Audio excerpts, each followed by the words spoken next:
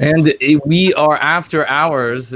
Glad to see you, everyone who is with us right now. And if you are in connection with others through your circles of influence, things like Facebook, Twitter, Gab, all of those goodies.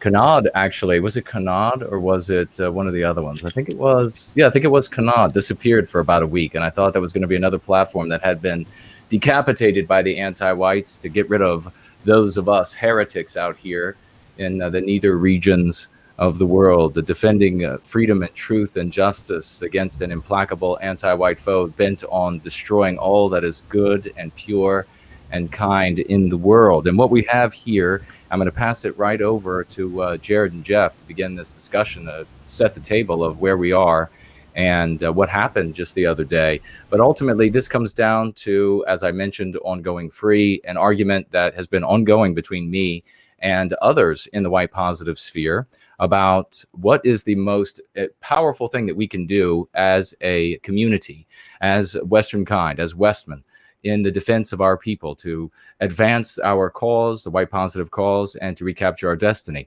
And I have been arguing for all of these years that building community and the community itself, forming the bulwark, forming a new identity so that we could write a story of our own.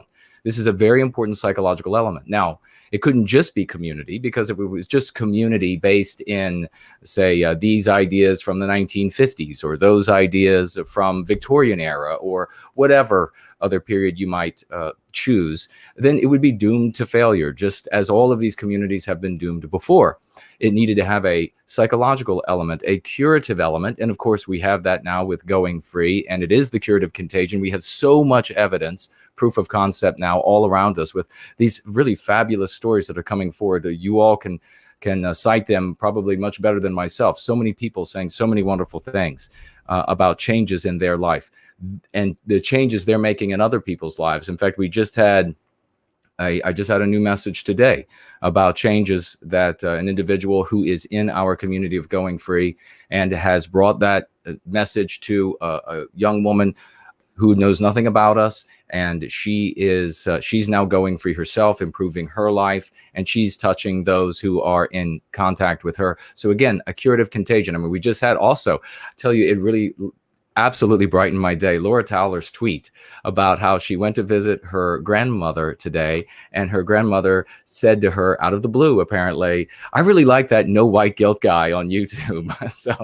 absolutely a wonderful thing. So we needed a community, and we need a psychological curative agent in that community. Now, in addition to that, in order to have a community, one of the biggest and most profound pillars of community is the arts. And so this is something that is like the aorta, if you will, of the community. If it ruptures, there's no community. You need the arts to be filling people with these imagination, with this imagery, with this beauty. And beauty can be heartbreaking. You know, there's people get confused about art, and is it only art if it makes you glad or delighted? No, art can be beautiful and be heartbreaking. It's speaking to our biospirit. It resonates with us.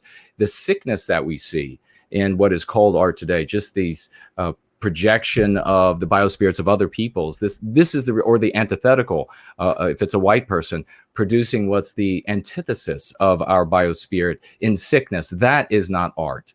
And so I argued all of these years with these people who wanted to go the direction of things like violence or cowardice or voting or all of these different ideas. And all along, they and their methods failed year after year after year after year. We start to bring together a living community, a vibrant living community, and those words actually being meaningful. And what do the anti-whites do? They immediately prove us right, that they know, the anti-white elites know, that community is the most dangerous thing for their continued domination over the minds of our people, over the minds of our brothers and sisters around the world. Just imagine a big community called a country that decided to go free and decided to resist anti-whiteism.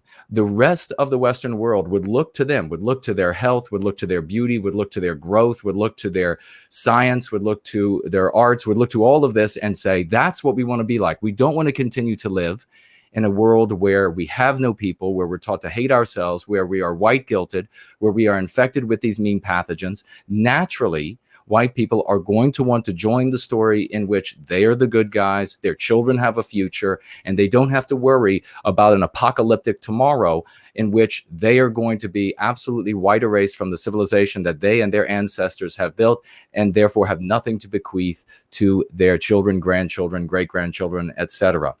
As a consequence, the anti-whites would not allow a community the size of a country to exist, would they? They would invade. Have they not done that before? So we see now, when we have the arts come, we're pulling people together, very talented people, heroic people, artists who are stepping up to the plate, producing quality material, things that actually speak to our people.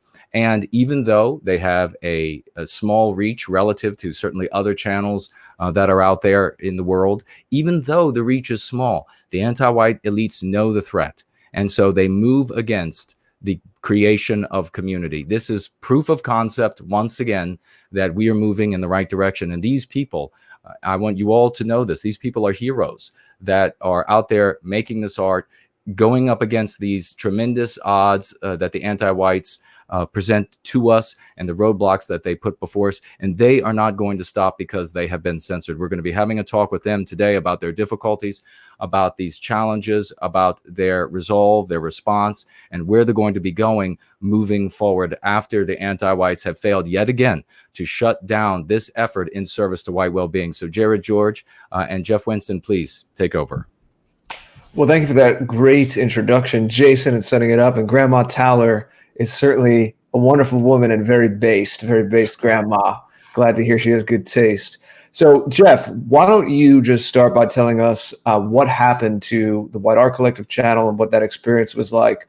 If you could just for a moment table maybe the analysis, we'll get into that in a moment, because right after you set up the overall thing that happened to the White Art Collective, we do want to hear from Jack White, our friend here, because he is staying up late across the pond, and we don't want to make him wait too long or have him stay up too late. So, Jeff, if you could just tell us a little bit about the experience and what happened to White Art Collective, and then we'll pass it on to Jack. Yeah, absolutely. So essentially we had a big week this week as far as censorship goes. It started with the Mamas and Pepe's Bandcamp got banned. And we got word that there was a targeted campaign to get that removed. And then they also got our Sky King shirt, which is actually the cover of one of Jack White's tunes. It's the cover art for that song. We had a shirt of it up on our Teespring, and that got removed. And then not too long after that, Friday afternoon, the WAC YouTube channel got terminated, and so did Jack White's. So, yeah, it was just kind of a week of targeted censorship, and we did see we saw who was doing it. Some folks pointed that out, some friendlies behind the scenes. So, so it's been an interesting week, and then we went over and we had our highest amount of live viewers on DLive on our Saturday night live stream, 108. Like before that, the most we had was 76. So silver lining there. I think also from the support from the community, and I went on red ice that night, and so those things help. But I think also that we've been throttled, so I'm actually excited about the future moving forward on platforms that are less controlled than YouTube. But that's just a summary of what we've been dealing with this week. Yeah, that's saying a lot, how you already have more viewers on DLive, and I'd like to talk about the implications. I should mention to the audience that Tony, the publisher of White People's Press, and they're the imprint that makes the White People's Quarterly magazine, issue 2 just came out, should be joining tonight. We're hoping to hear from him because he will provide some more silver lining with projects like that. Jeff is very intimately involved as, I believe, the creative director, artistic director of White People's Quarterly. So even if Tony doesn't show up, Jeff, we'd love to hear you speak a little bit about that. But Jack, why don't you tell us a little bit about what was on your channel, the message you got from YouTube, the excuse they gave you about how your music was taken down, and then feel free to, now we can kind of get into a little analysis and people's thoughts on that as well. And we'll hear from Mama after you.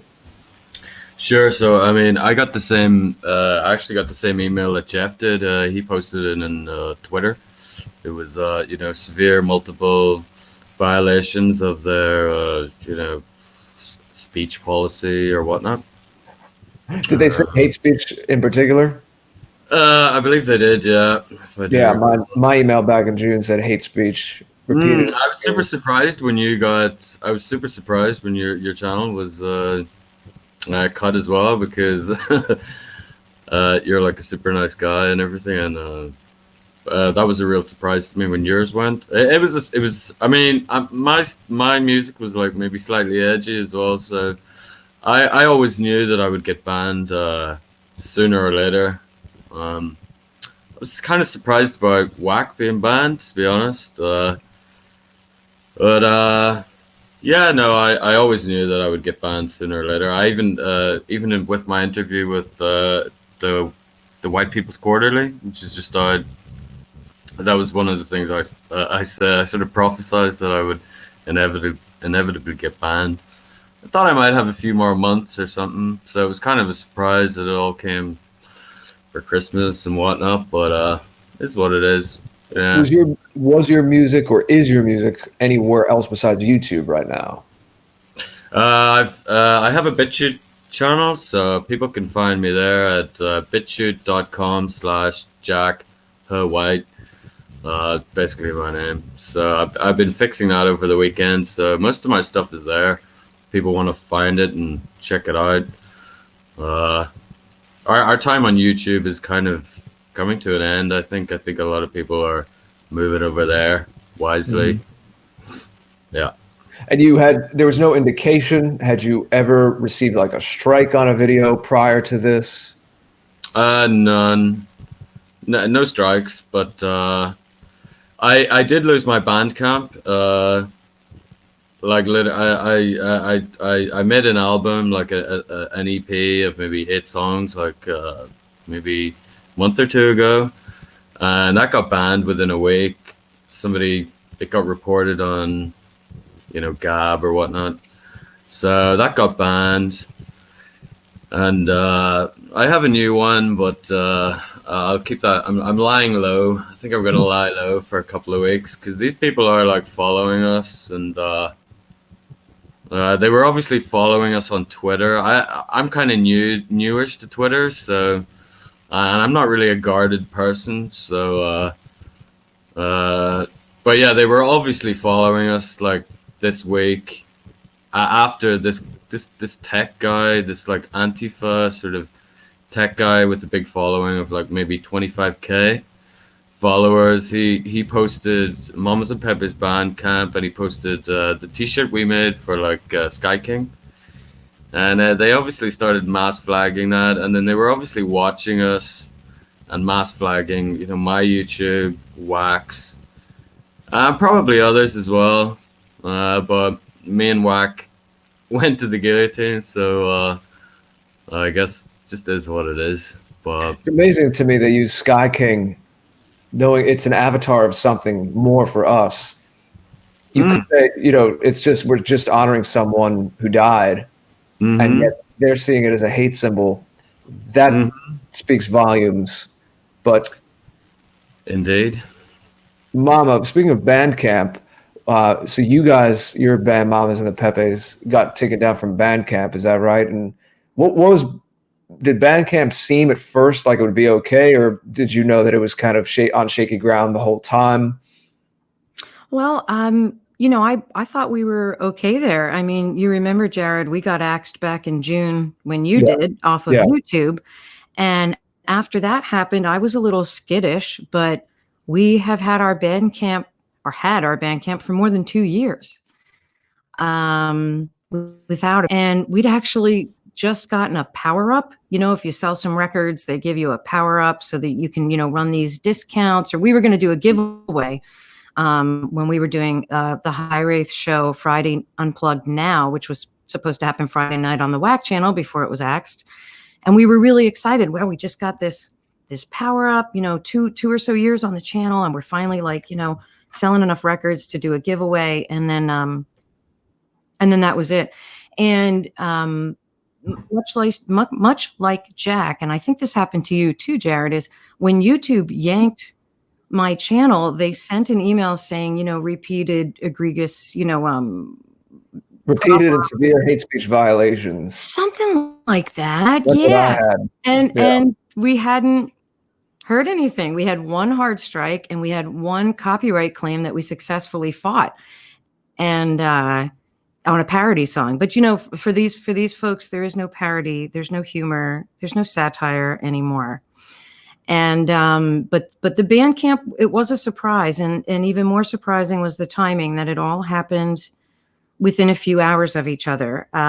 White People's Quarterly second issue comes out on Friday. We lose our Bandcamp. Jack gets axed. The T-shirt goes down, and then Whack goes down. Then they follow us to High Wraith's channel on YouTube while we're streaming, and it gets yanked. So I mean, this was definitely coordinated, no matter what anybody says. Yeah, I want to make sure we have the whole sequence right, because Jeff had messaged us on the side here, and that was one other thing to mention. So High Wraith had recently started doing a live music show, fun Friday Night Unplugged. I love that. Mm-hmm. And it's usually on Whack. So Whack got whacked, and then High Wraith said, all right, let's just do it on my channel, on her own YouTube channel. And they shut down the stream while they were midstream. That's right, on Friday night. Well, here's what happened. On Friday night, she, because of the timing of the White Art Collective YouTube channel going down, becoming terminated, we had intended to set up on DLive. Whack already had a DLive channel. But there were some technical difficulties, there's growing pains, there's speed bumps with any, switch to a new technology. And after 20 minutes, when that didn't work, we had a whole bunch of folks waiting to hear us.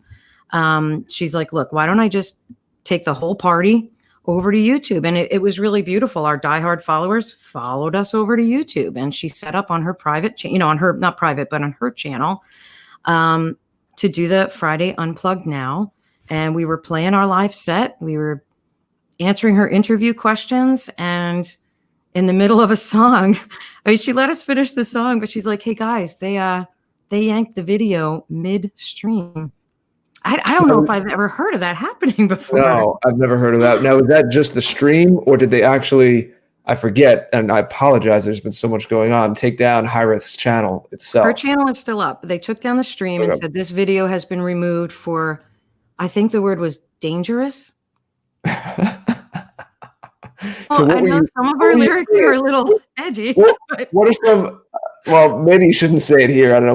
We don't want to risk the White Guild channel. I was going to ask, what are some sample lyrics you were singing in the song? The song that you were playing while you got axed. Oh, it's a heightened state of being when you become Korean and you sing it out Chatelet. So we were singing about the LA riots, and the folks protecting their stores and stuff. And we might have even been right before that lyric.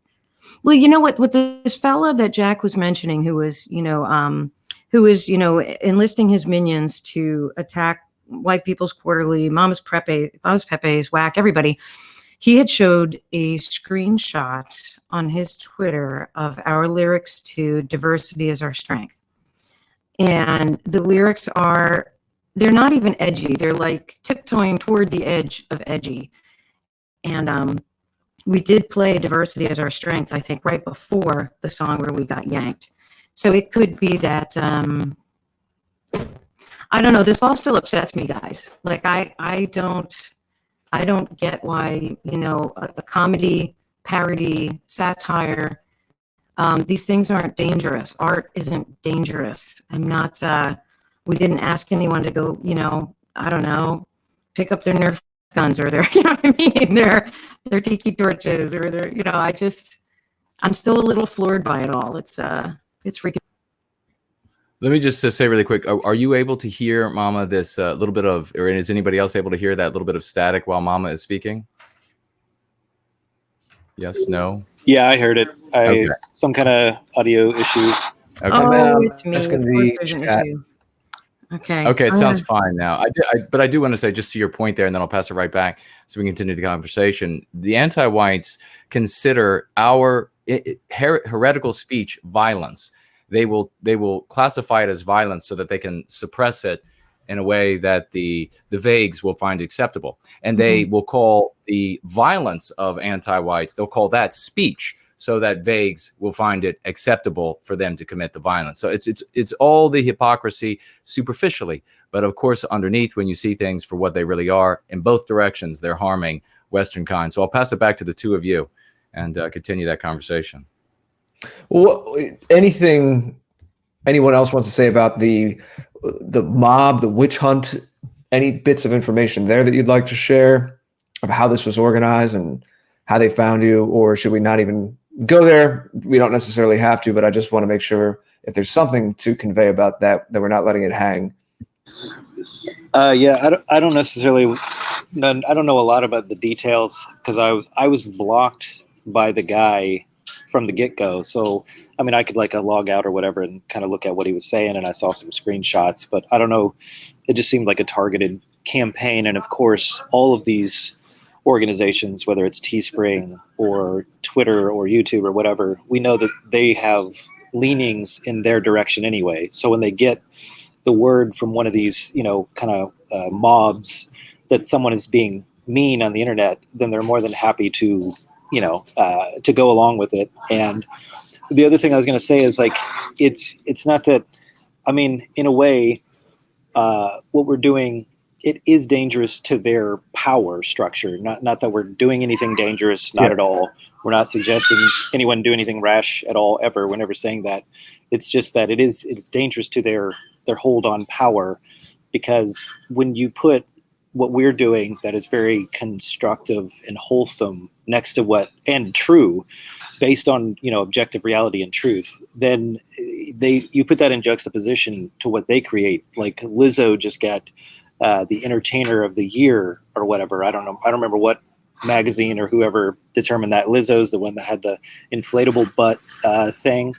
That whole thing. If you guys might even not be aware of that, but well, fortunately, I'm not. It was a big thing. It sounds wonderful, though. It was a big thing, literally. But it's it was just the most ridiculous, base, just goofy, just insanity. It's this complete. It's the complete antithesis of beauty. Have you seen Idiocracy? Yeah. Oh, yeah. Mama, Jack, have you seen Idiocracy? Absolutely. Jack? I actually haven't, I'm afraid to say.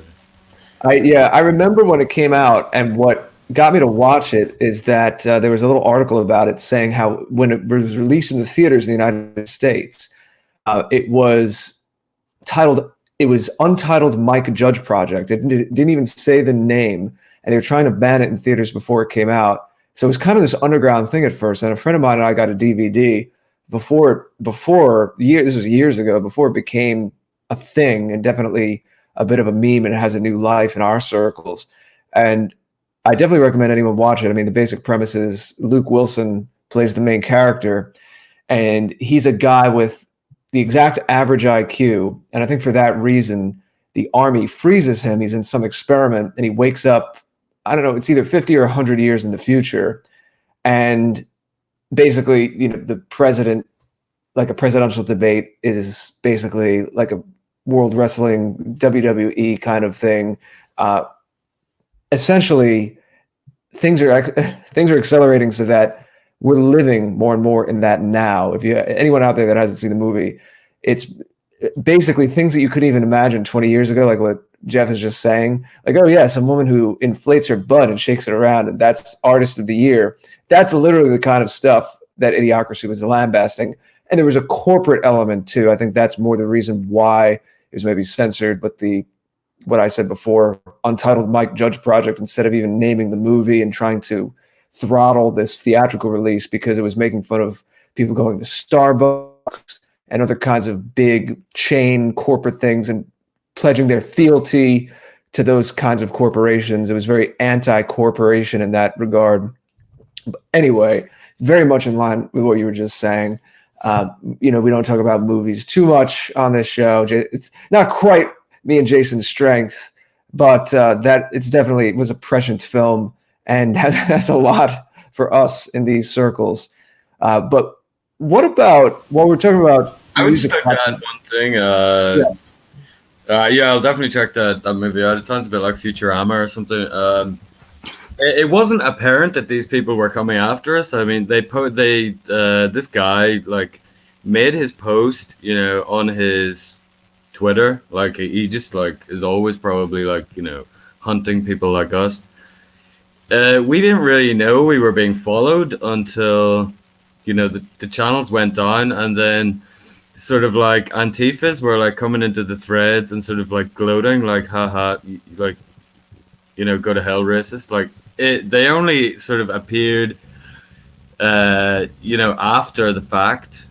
So they were following us, but they didn't make their.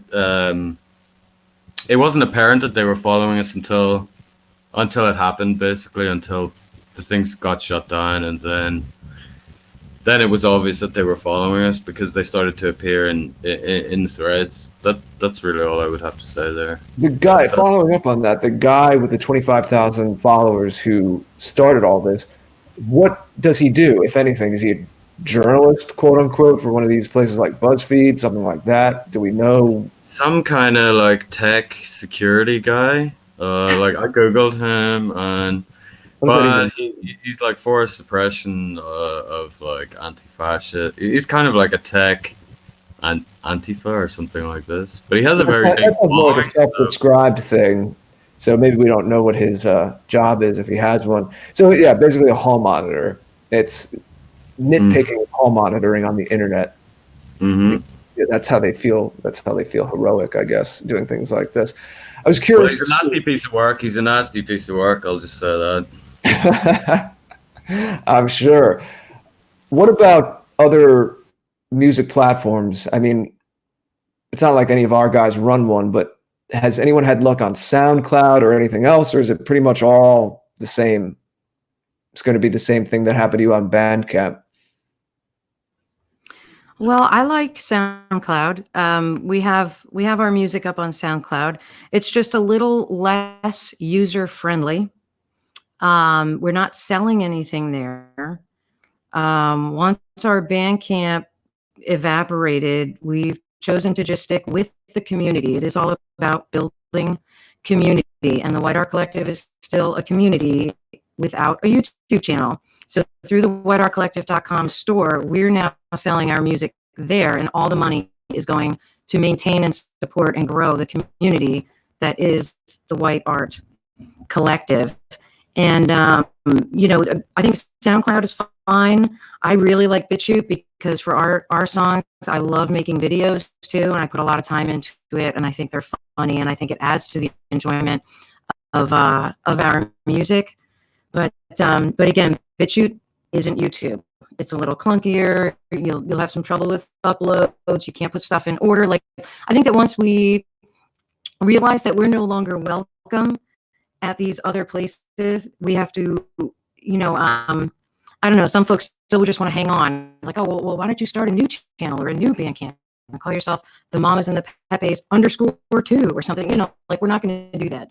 You know, we're going to go and we're going to help grow these alternative communities on places like BitChute and SoundCloud and Gab. You know, we started on Gab, and you know, and that's how I feel about these alternative options. And DLive was wonderful, and I'd only heard of it like a week or two ago, and I was really surprised by how well that went. I mean, you guys multi-stream, and DLive is one of your outlets as well, yeah? Yes. Yep. We are streaming to DLive right now. Oh, awesome. Can you guys hear me? I'm having trouble with my mic again. No, you were clear just then. So whatever you did between when you were talking and then Jared spoke and then you talked again, whatever you did in between there was the thing you have to continue to do. Maybe I need to speak every so often to heal your microphone. Yeah. Use the force. We have a lot of talented programmers in this community as well. Of course, one of them helped with the Last Message to the West website, which I've spoken a little bit about. And this is just something to plant the seed. And Jeff, maybe privately we could talk a little more about this. This is something I said to Jason a while ago. But I think that there's, believe it or not, stay with me on this, but affiliate marketing, the way that you can pass on an Amazon link, and if they click through your link and someone buys a book on Amazon through your link, you get a little piece of it, you get a little cut of it, right? I think that there is, because we have community on our side and we have people who are very loyal and into this, that if we had a programmer who was make, let's say, a website where people could sell their music and eventually even things like tickets to events, whatever we want to do, where the community would be incentivized to go share it because they can get an affiliate link. And if it's your specific affiliate link and the person clicks through it and buys a Mamas and Pepe's song, then they'd get a little piece of it. And it might not be a king's ransom, but it still gives the people sharing these links a little more skin in the game, a little more ownership over it, and a little more, if the artist you love does well and you help share their music or whatever the case may be. We could do it for a lot of things, but I'm just using music downloads as an example. It could really be a win-win situation. So I think there's a lot more to explore in that realm as well. Opportunities coming from this tightening around our necks and having to get more innovative with things like that and build our own ways. Yeah, I'm right there with you on that. And as crazy as this has all been, and I know that we have been frazzled this week, and I certainly understand. I'm the kind of person, I like to fight in Minecraft, but I like this pushback that we're getting. I like that because initially, when we were just starting out and we were small, they just don't take you seriously. It's the old adage, how first they ignore you, then they whatever, the whole thing, But we've been ignored, and I think there's an extra added layer to that. In that, like the far leftist, they really believe kind of they're high on their own supply as far as thinking that they are the true stewards of art. I think they really do believe that. And yes, it's really just that, those of us who are aware, and I think we touched on this last time I was on, it's like there's so much subjectivity in the curation of what gets made, whether it's in Hollywood or the music industry. They very particularly seek out people who have a particular ideology. Only if you toe the party line are you allowed to reach the higher levels. I mean, I've even struggled to get, even like moderate local traction because of even those things. Because all these art communities, they have a particular party line that if you don't get in line with it, you are not going to go anywhere. So anyway, they haven't been taking us seriously. So I take this as a positive sign in that now they're paying attention. They're like, okay, this White Art Collective thing, this is growing. We almost had 2,000 subscribers on YouTube, and we've been on you guys' show numerous times, and Red Ice and Millennial, and a lot of different things that have a pretty good reach. And we have all these really talented artists as well that it's like, man, that could totally be played on the radio. Jack White and the Mamas and the Pepes and Hyrith and Saint Friendship, like these things could absolutely be played on the radio or on TV or on whatever, any mainstream platform, and people be like, wow, that's really good, and it's not over the top propaganda either. It's really well crafted songs and art. Also, got to mention, Zorchwave's piece with Volk Dissident. Yeah, that was cool. Yeah. Those two guys with no money, like they just did that because they're really talented and good at what they do, and they took the time to really hone it in with the craft. So, I think that it's a positive sign in that we're starting to make people nervous because, as Jason said earlier, this is the stuff that really wins people over. Like I was showing my mom earlier, like, she's a little iffy on all of my views, but I'm like, hey, look at this Christmas album that we made. We're not white supremacists or whatever. It's just like a nice Christmas album, and they're just like nice songs. Hyrith's Evergreen and Saint Friendship, they did a song called Evergreen. It's an original song about a boy trying to go out and get a kind of being too big for his britches and going out and trying to get a Christmas tree by himself and having to be saved by his family. And, it's a very heartwarming thing. And stuff like that, and then Donald Kent also did a really nice, like, Merry Christmas to my people. But anyway, those kind of things, like, it's hard to be angry at that kind of thing. We're not out to get anybody, we're not out to get them, quote unquote, right? It's like, we're just trying to do our own thing over here. And I think it's good and that they're getting nervous about that, because it means we're doing something right. But also to your alternative platforms, just quickly, yeah, I totally agree. I'd love to talk more about what your ideas there. I've got a lot of ideas as well. And we definitely, this is good also because it's going to force us to get better organized on that front and galvanize. Absolutely. Yeah. If anyone wants to hear, Jeff was on Tap several weeks ago, and we spoke about that very topic, that barrier to entry. It's been something that's come up a few times, even on last week's Tap with Unwashed, because he was a DJ and he's part of the creative scene over in the UK. And something I experienced too. We spoke to Lana about it. We spoke to Survive the Jive about it, because he was trying to break into media and journalism when he was a little younger in London. There is this unsaid thing where they can sniff you out. And I've even seen, I don't have time to make this video myself, and I'm not as well versed in pop culture and movies as other people, but every so often a little thing comes into my mind where there's a lot of examples in Hollywood or music where you could kind of see when someone was up and coming or they had their first big project, there's a nod to the regime in there. I'll give you a quick example.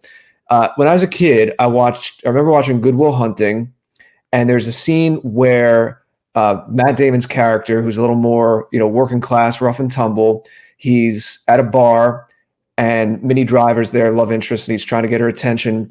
And there's a guy, I think he might go to Harvard, and he's more buttoned up, and the Harvard guy is going on and on about different history books, and he's kind of controlling the conversation in this group of friends, and he's showing off a little bit. And Matt Damon's character tells him off and says, you probably read this and you think you're so smart. And he goes through all these history books, and it's kind of a funnel where it's like you thought you were smart here, then you read this, and you thought you were smart because you read that, but you haven't read. And the whole thing, the funnel goes down to, in Matt Damon's speech, the whole thing it focuses down onto is Howard Zinn's A People's History of America, which is, for anyone that doesn't know, an ultra leftist kind of, we were the bad colonizers, let's hear from the Amerindians view kind of view of American history. Now, I didn't even know when I watched it what Howard Zinn's A People's History of America was, but the way it was shot, the way it was delivered, you couldn't miss it. When I was younger, I knew that there was something to that. Like, they really wanted to get that point across. Like, Matt Damon was the guy that he knew the real thing. He knew the real history. He was in touch with it. And what he had read was Howard Zinn's A People's History of America. Now, you may remember Matt Damon and Ben Affleck. That is the movie that blew them up into superstardom. They didn't just star in it. They also wrote it together. So they wrote that in there. And that's just one little example. And there's a lot when you start to look back of these nods to the regime in early work of different musicians or people in movies to show, hey, we're with the program. They're giving that nod to it. I think it would be fascinating if somebody made a video that was just kind of a quick compilation of all of this stuff, because we need to look back on all these last decades and see how we've just been sold a bill of goods. And that whole industry, they just pat each other on the back. We've talked about this, the Oscar awards, the Grammy awards.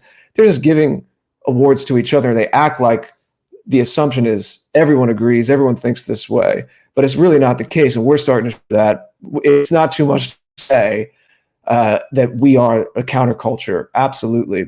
But Jack, I know you're staying up late, so I want to make sure that any thoughts you have on this, and also where you plan to be going, what you want to do with your music.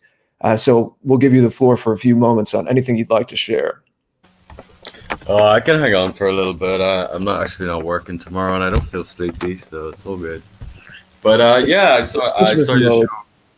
Sorry? It's Christmas mode, so things are a little looser. That's Christmas mode. It's all good. But yeah, I enjoyed your show with Unwashed. Myself and Hireth were on his show a couple of days ago, and he's sort of into the idea of the counterculture and stuff, and I mean, I wasn't pursuing counterculture myself. I just sort of found myself in this. It's a genuine counterculture. I mean, I don't think. I'm not gonna say. Well, I mean, it's in a way it's exciting to be like to contribute to this, but it's not all like good times. In fact, it comes from a kind of like a bad position, but it can be quite blackpilling at times, and a lot of my music, I guess, would come from that sort of the despair, the sort of how do we get out of this kind of thing, like. But at the same time, I would say that music provides a kind of, or the community, the cause that we're all involved in, it provides a kind of purpose, I would say, which in some ways is more important than anything else. Like in life, is to have a kind of purpose, a fight, a struggle.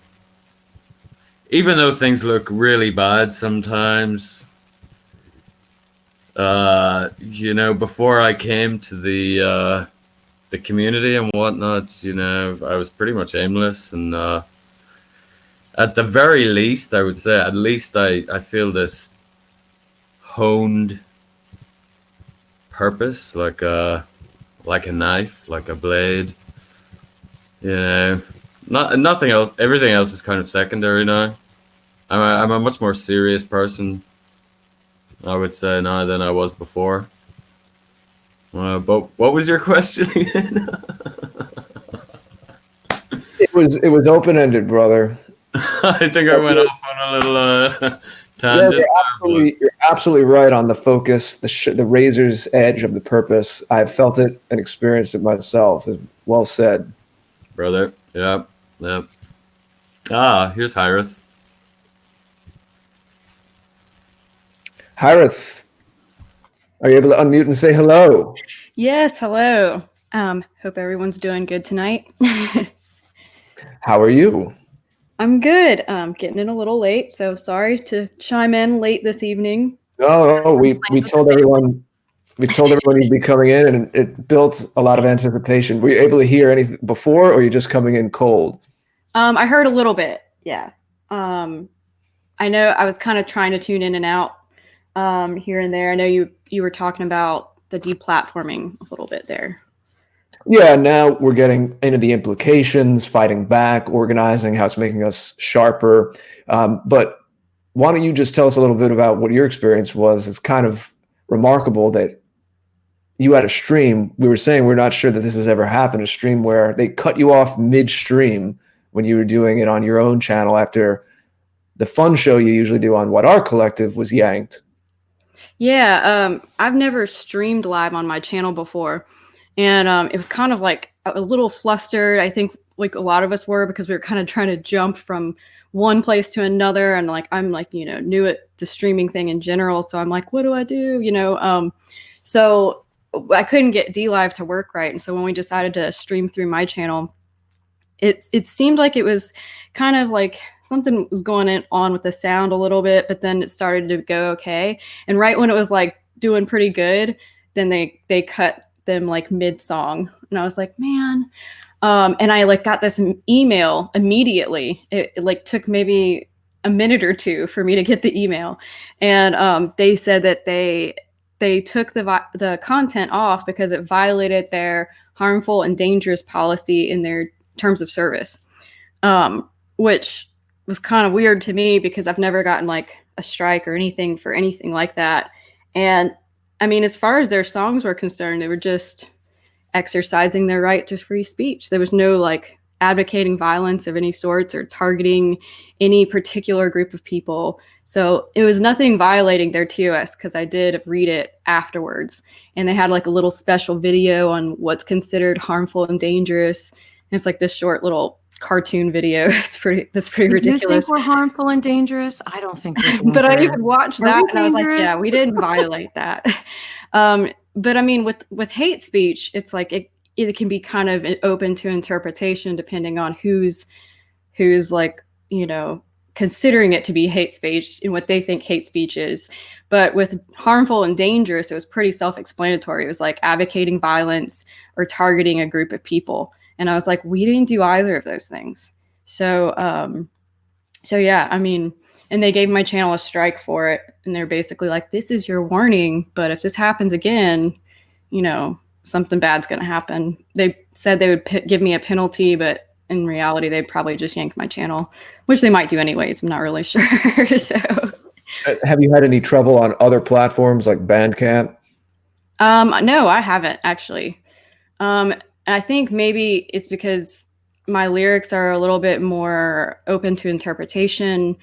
They can be interpreted in several different kinds of ways because they're not like very literal or blunt, you know? So I guess maybe that helps me in that regard, but I haven't had any trouble with Bandcamp yet. So fingers crossed. Hopefully it's what's awesome about YouTube? Some of these are behind little notifications that say this is sensitive material or something, but still, if you click it, you can see it. There are images of, I don't know the name of the song, but I was researching this a while ago. It was something else. I think when I had my strike in June, and Mama, you were at the same time as we discussed, a French rapper choking a white woman in a field, like literally choking her, is part of a rap video. And that's not violence or hate speech, but White Art Collective loses its YouTube channel. Mama, I know you have some things to say. We want to hear from you. What are your thoughts? Penny for your thoughts. Well, first, I guess I just want to remind everyone that we're not dangerous. And I guess I'm sure y'all are already doing this, but folks, you know, in our community, artists, content creators, thinkers, influencers, don't put all your eggs in one basket. You've got a great YouTube channel. It's going great.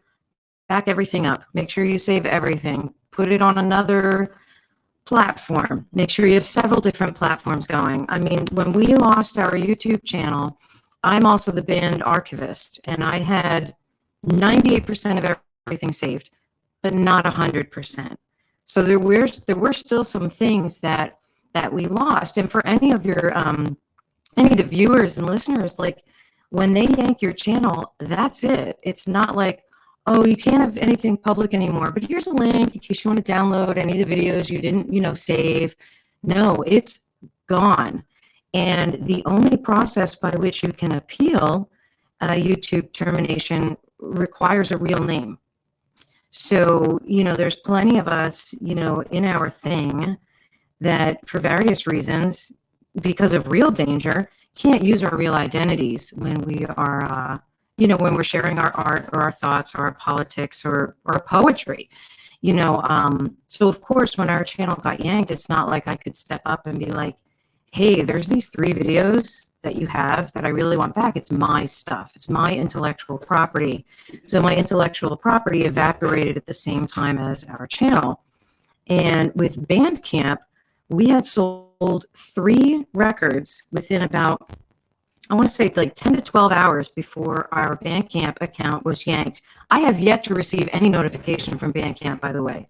I didn't get an email, nothing. I got notification that these 3 records were sold, but now did these folks get their music? Where did their money go? You know, they paid Bandcamp. Is Bandcamp ever going to pay us? Like, it's really shady on so many levels. The timing of some of this, it's hard not to see it as coordinated deplatforming.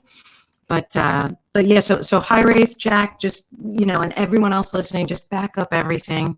Save everything that you have. You don't want to lose, you know, because we all, you know, artists, we put our passion and our heart and our soul and our blood and our sweat and our tears into this, you know, content that we create. And for someone else to just be able to pull the plug like that is just, it's devastating or potentially devastating. But yeah, so High Wraith, we're not dangerous. And I know you know that. And thank you for standing up for the mamas and the pet base.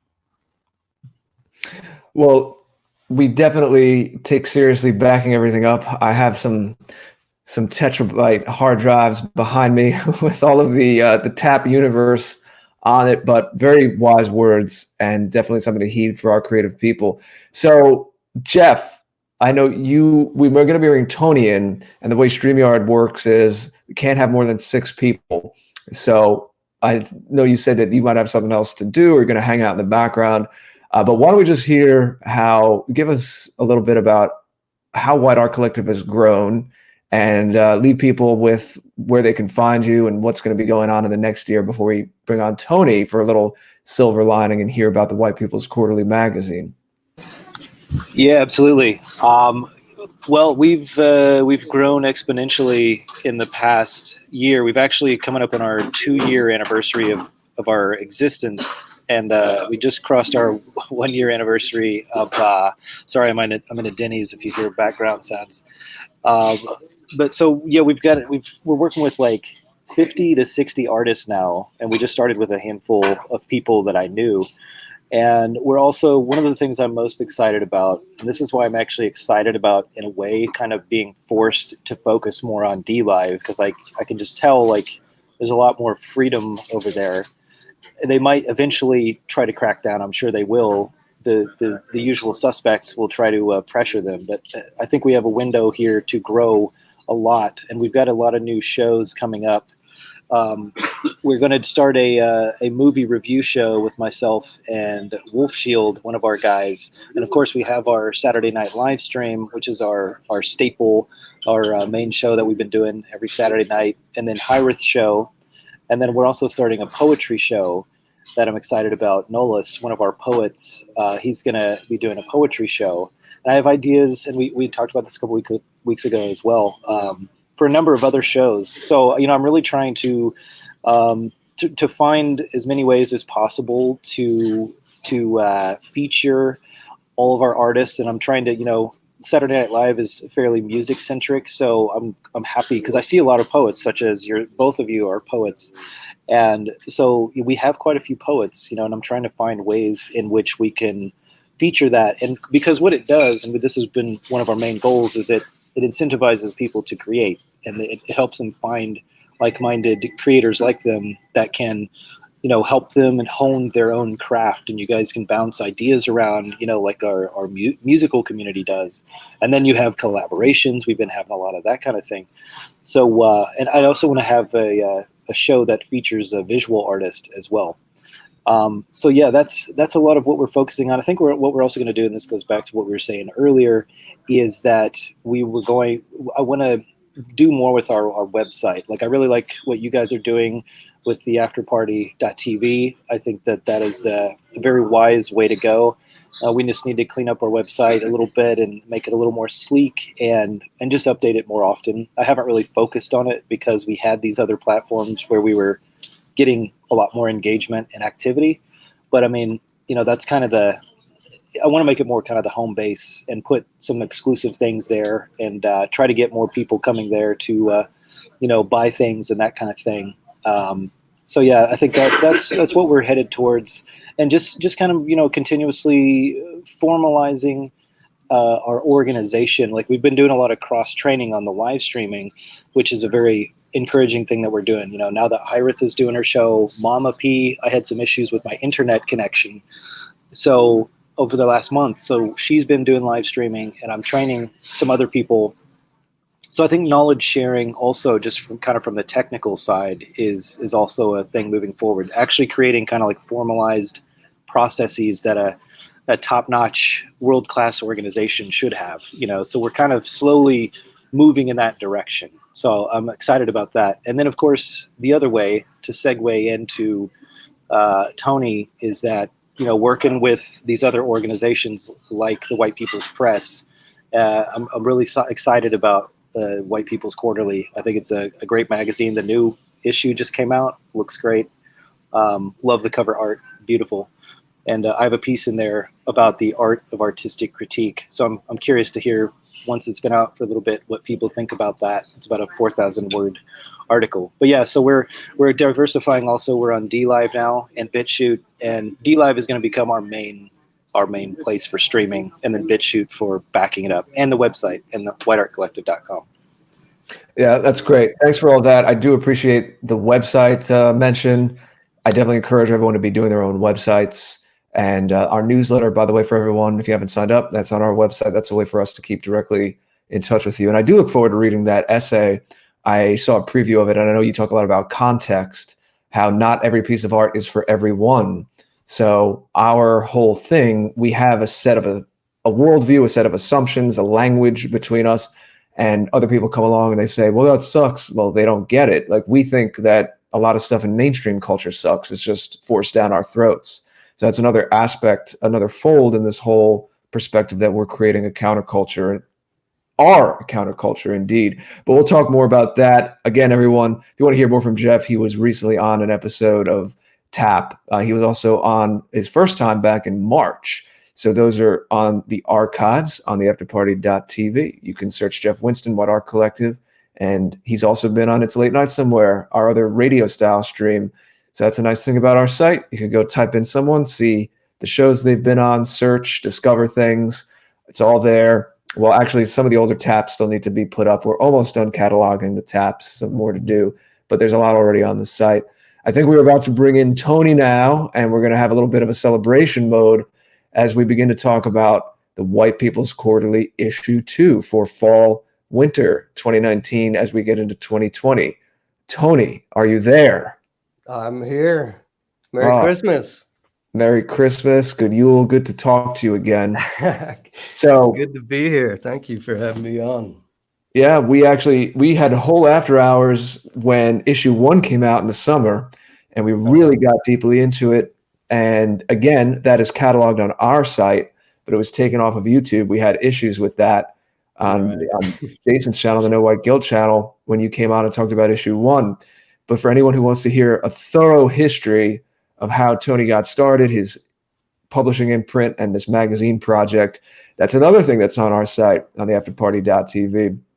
But we've been talking about some sobering stuff tonight, but we do want to celebrate as well, because in the context of all of this deplatforming and all of this cat and mouse that we have to play, your magazine is another great example in this community of people that are taking on new kinds of initiatives, creating culture, but also it's a touch point that people can rally around to contribute, to form more community bonds. So why don't you give us a little preview, or say whatever you'd like to begin with about your project and specifically this new magazine? Right, yeah. But if I could, I have been listening, and I would like to kind of say a couple things about kind of what you guys have been talking about so far. Because it is, yeah, I mean, Jeff sent me a message mentioning that, you know, you guys were under attack, the White Art Collective, some people, but that was like, I mean, we were like hours away from finishing the magazine. I could not really process it. I was kind of, okay, well, I didn't really understand the full context of it. But I looked into some of it last night, and yeah, I mean, what can you say? I saw kind of where it started, who was behind it, and it's kind of, you know, what you'd expect, I guess, without going further. But it's really terrible. But because Jeff really, you know, right before I picked this random name, Tony Vermont, like, I'm talking about minutes before I, you know, as you could say, we launched this thing, I emailed Jeff. He was the first person I reached out to, and he's been so supportive of us, as he was just talking about his piece in the new issue.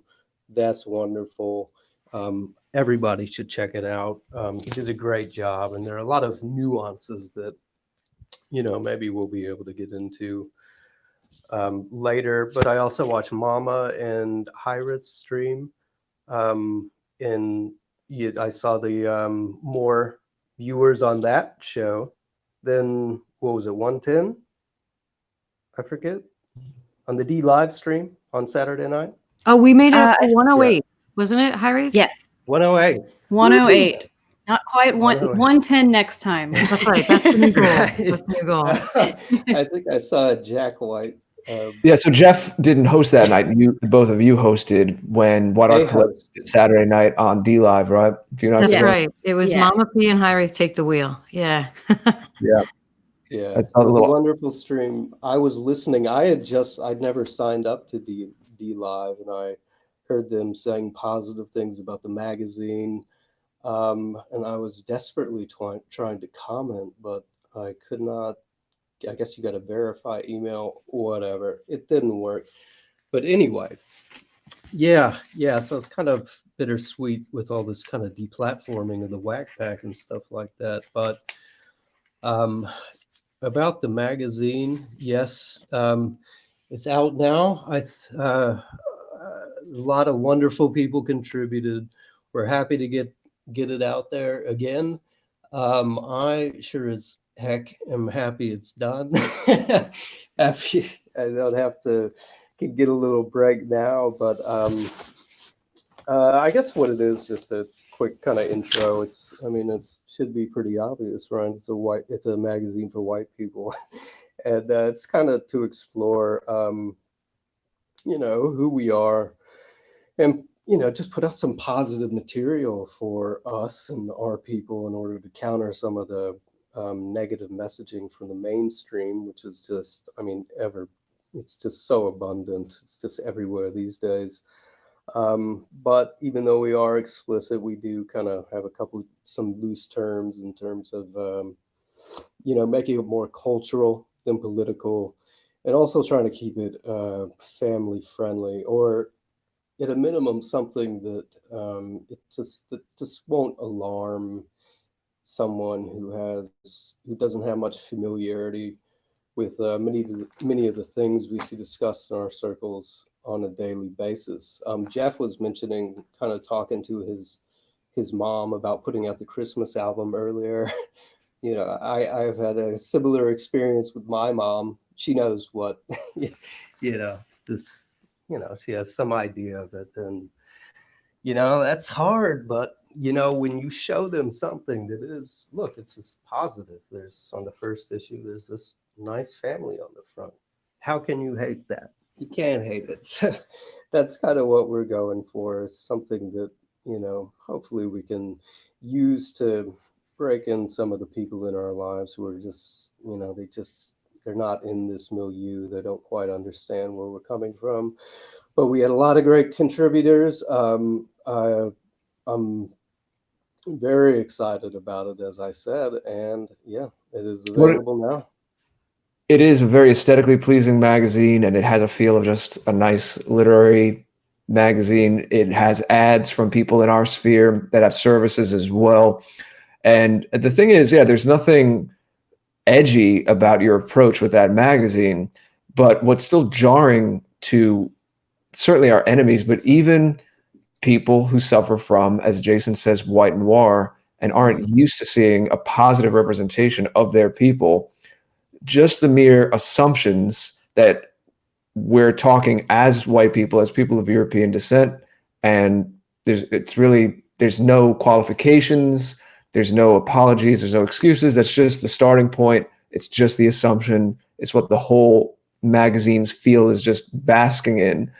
Even that, sadly enough, because of the number that's been done on people for the last decades, at least there's more to it than that, but at least in terms of like popular culture and really coming out there to the fore, even that feels foreign to a lot of people. I really do recommend people picking it up, of course. Why don't you just give us a quick rundown? I know poetry is a big focus of this one, but they're always multifaceted with essays and literary pieces and some artwork. If you could just give us a quick taste of what is in this fall winter issue. Sure, yeah. The theme was poesy, which is an anglicized French term for poetry. And we were kind of, as you know, Jared, we were kind of wavering between whether we'd be able to get out a fall issue and then be able to turn around and get out a winter issue right after that. And the kind of themes are kind of built into both those, right? But then, we were looking at it and said, well, what do we have a lot of? We have a lot of we have a lot of poetry. there are 6 poems, I believe, in there. So I guess we settled on a kind of marginally creative aspect of that theme. But yeah, the poets are J.C. Adams. He was a featured poet. Some of you, Jared, you may be familiar because you've been a published at Atop the Cliffs as well. I know his work has been published there. J.C. Adams, but also Donald Kent, Luca Calgs, who really has a gem in there. And I should say Donald Kent, he's kind of he's a mainstay here in the magazine now. He's contributed all types of things, and as well as a poem from Mr. George here. So that was the main theme. I'll try to make it as quick as possible, but the cover art was done by Herman Radwolf, who was someone who he actually he heard about us from Jeff's appearance on Red Ice. And I had actually been speaking with him behind the scenes, and I really liked his style. He does traditional art. This is like canvas painting. And I really like that, very natural, traditional style. And it was kind of funny. He actually, after we'd been talking for a while, he thought I was Jeff Winston. And he asked, so are you Jeff Winston? No, Jeff is just the creative director, which was funny, but he did a great job on the cover. He put a lot of work into it, and in the magazine on page 51, 53, maybe, I forget, you can see kind of the stages he went through, kind of the whole process. You see 7 different kind of stages of the cover print. Oh, that's cool that you show how the cover came to be. I really like the cover, by the way. Thank you. Yeah, he explains it as well. He has just a few paragraphs on his style, what he does. I'm an absolutely terrible artist, so I won't pretend to understand any of it. But yeah, he did a great job, and I'm glad you like it. We've had a very positive response to that so far.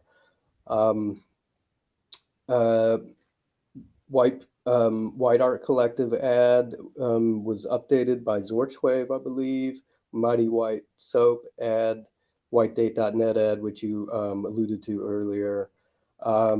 First piece is the breakdown of the last message to the West contest by Porridge and yourself, which was great.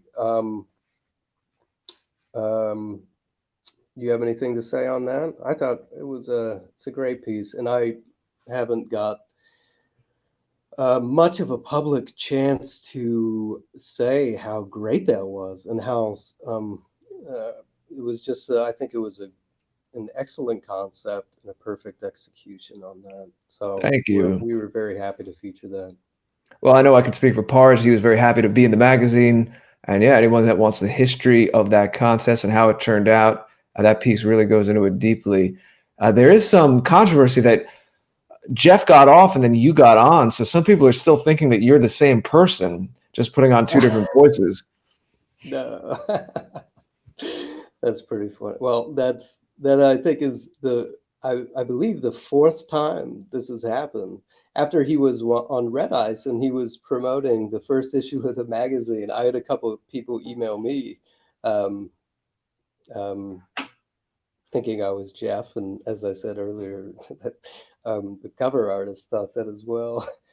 But, it'll probably continue. I could tell you, Jason and I get mixed up a lot with the J's and 5 letters in our name. And we often are linked to each other in the projects that we do. So we get it. It happens. It's funny. Yeah, it is funny. But moving on, I'll try to make it as quick as possible, though. I could say a lot of things about all these, everyone who was involved. Ashley McDonald, she contributed another recipe. She had one in the first issue for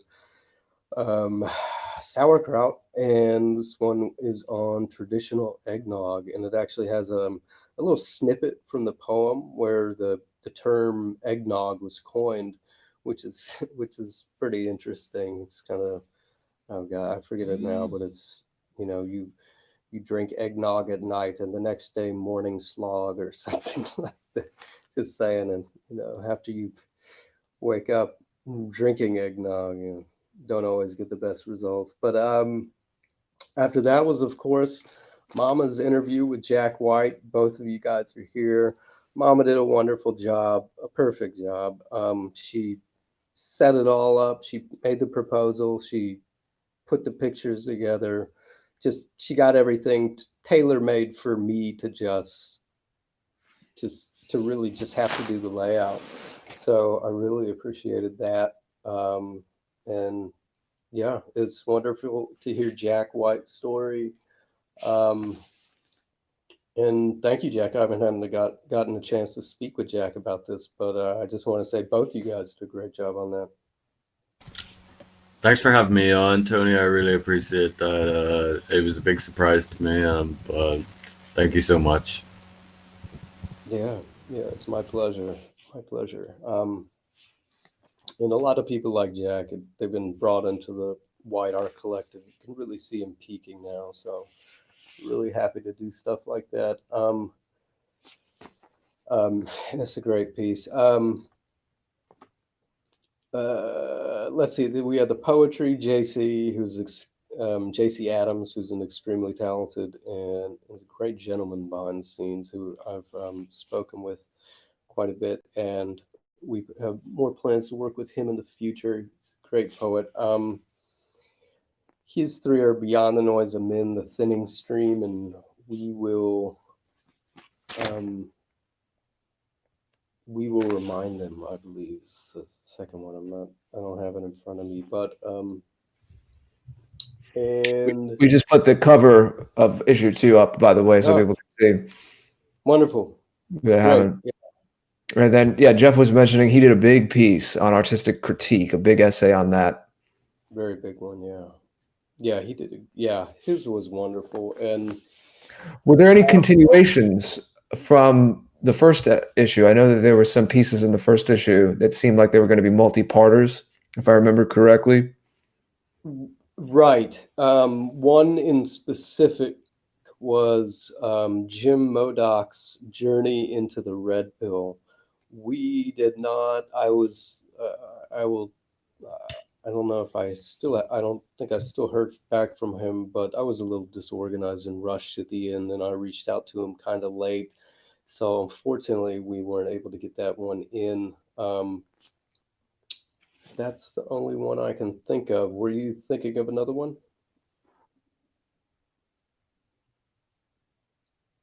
Sorry, I was on another tab. Had to take a minute to get to the mute. No, I don't know. There was a travel piece in the last one, but that was just one part, self-contained. That was it. No, it was not. It was not meant to be one part self-contained, but hopefully we'll include. I know he has more, and we were planning on that. But again, I think I'll take responsibility for not getting in touch with him soon enough.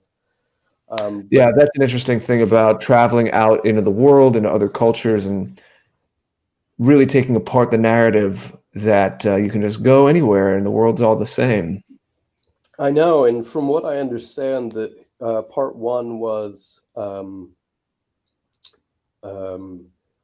like the blue pill. So we're kind of moving up is to part 2 and part 3 and part 4. I guess it gets more, where redder. As we all have come along on this journey, right? You realize more and more. So I would definitely like to see the continuation of that. But Jeff's piece was also a continuation from the first issue, and he really did a remarkable job. And it speaks so much to Jeff's character as well, since his piece focuses it. I mean, I don't want to. It's very complex because it is long, but it kind of, it goes into so much, but it really it kind of puts everything in the context related to Eileen's cover on the first issue, which is very interesting. It's a great approach. He did a great thing with that, and I think it really shows how he goes to bat for his his artists, his musicians, his everyone who's under him. So it's a really great piece. Everyone has to check that out. So even by issue 2, you're already talking about things going on within the magazine. Yeah, I haven't thought about it that way. Getting a little meta. A little meta, yeah. A whole universe emerging. It's meta. Self-reflective. We're multifaceted. Was there any fiction, any short stories in this new episode? See, I'm used to doing streams in this new issue. There were 2 short stories. One by Mina Therese, who was in the first issue, did a very. I got a lot of positive feedback from her piece in the first issue. And I know she's kind of low key, but there are a couple people who know her and recommended her, and she really came through in the first issue, and she came through again.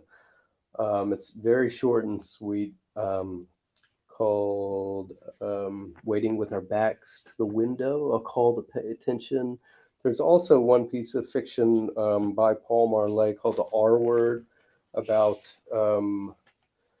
I guess we all know what that word is, right? This racism, right? But it's kind of a funny short story about this fake word we call racism, and seeing it getting taken too far, as always happens, is people accusing others of that, and just it kind of escalating and escalating. So, but that's really it. We'd like to include more fiction.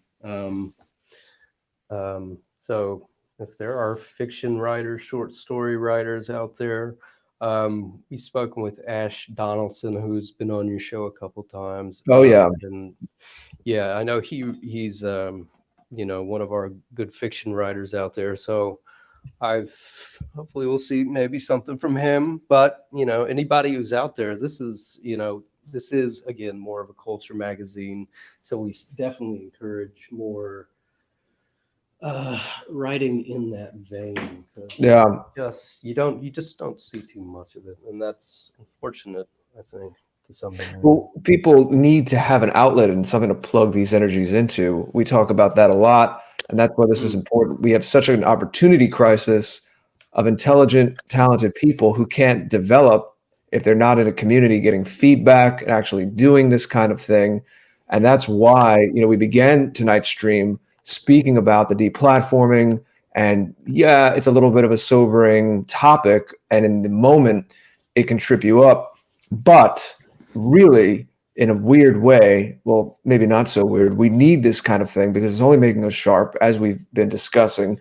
And magazine projects like this and so many other things that people in this community are doing are showing that we're being innovative and we're forming a community. And that's why we were talking earlier about how, hey, we're not saying anything hateful. We're not calling for violence against people. Sometimes your first reaction is, well, why are they targeting me? Why are they targeting us? But this is exactly why. We haven't seen something like this. It's so potent, like a youthful counterculture, people coming together around white well-being, not apologizing for their heritage, advocating for their heritage in a way that is palatable and relatable to a lot of the people out there. This is the potency in it. And we applaud your project and so many others out there. This is exactly what we need. This is what we wanted to be a part of. When I personally started this a couple of years ago, not knowing anyone, not knowing where this was going to go, this is exactly the kind of thing I was hoping to be part of. And here we are. And it's only really just in its infancy, which is quite exciting.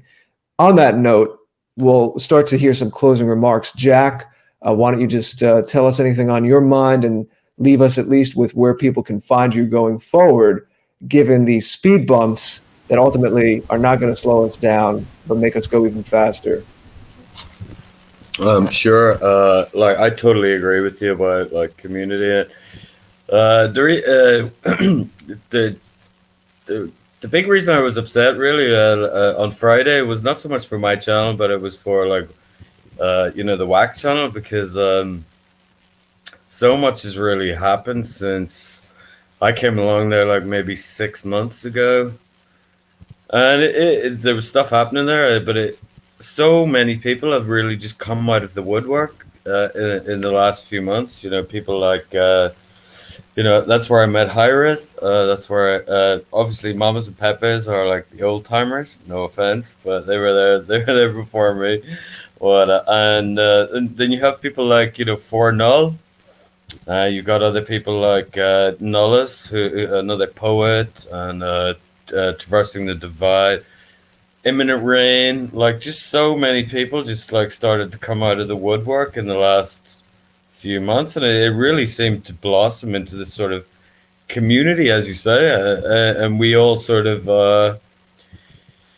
were interacting on Twitter. Like we made friends. Like I'm pretty good friends with Hyrith and For Null, and I'd like to think Mamas and Pepes and Jeff as well. Before I was really accepted into that community, I didn't really have anything. Like I was just a lonesome ethnoid, writing songs and stuff. So it really made a huge difference. So I really want to thank Jeff for the marvelous thing that he's really put together here. I'd really like to thank No White Guilt as well, because he was one of the first persons who sort of supported me. He played me like back in the day. Must have been like maybe 4 or 5 months ago. He played my Sky King song like when I had like 25 subs or something. He like bumped me up to like 80 or 100 subs with that Wellbeing show that he has. And since then he's played me a game with For Null, my collaboration with For Null. And as we've sort of become this sort of community, we're all collaborating with each other. We've all Mamas and Pepes have covered me. Hyrith has covered me. Jeff has covered me with the Mamas and Pepes. So we're all really like, it's really become this kind of like a genuine community. I think that's what they fear the most. That we're making friends. We're actually forming this genuine community, sort of counterculture.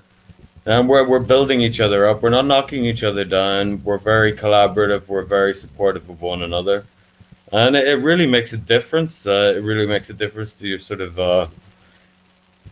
because you can become very isolated, in this, once you sort of adopt these ideas. So we really need one another. We really need to like help each other out, form communities. And that's what they fear. That's what they don't like. That's why they came for us, I guess. And the last thing I would say is, I was really pissed off when they, nuked my channel on Friday. I was like in a real mood, like all that night. But then I woke up the next day and I was like, you know what, Jack? You knew it was gonna happen. That's not my real name. I was like, you knew it was gonna happen, but think of what you've accomplished in the last 6 months. Okay, I never had a big channel or anything, but for me, like I've made good friends along the way. The community is intact. Yes, my YouTube channel is gone.